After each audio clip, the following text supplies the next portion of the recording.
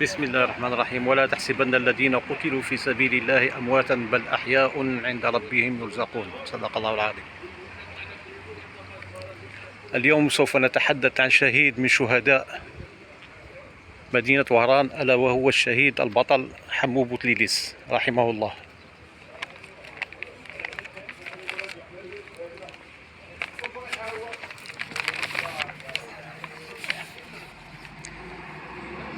عرف الشهيد حمو بوتليليس بالقوة والصلابة والشجاعة والأمانة.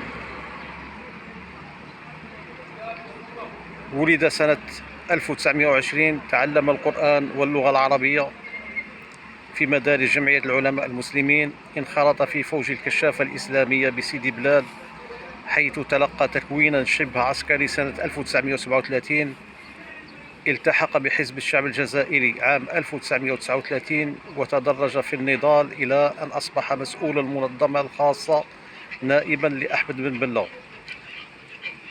أول عمل فدائي في الجزائر هو الهجوم على بريد وهران، حيث قام الشهيد بالهجوم على بريد وهران رفقة المرحوم آيد أحمد سنة 1949.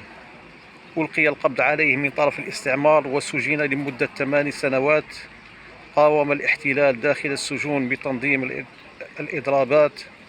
وفي 21 أكتوبر 1957 وعند خروجه من السجن اختطف من طرف المخابرات الفرنسية وتم اغتياله رحمه الله. اليوم نقف إجلالا وتقديرا لأرواح شهدائنا الأبرار، وأبسط شيء نستطيع تقديمه لهم هو التعريف بهم لدى الشباب الجزائري. والسلام عليكم ورحمة الله وبركاته.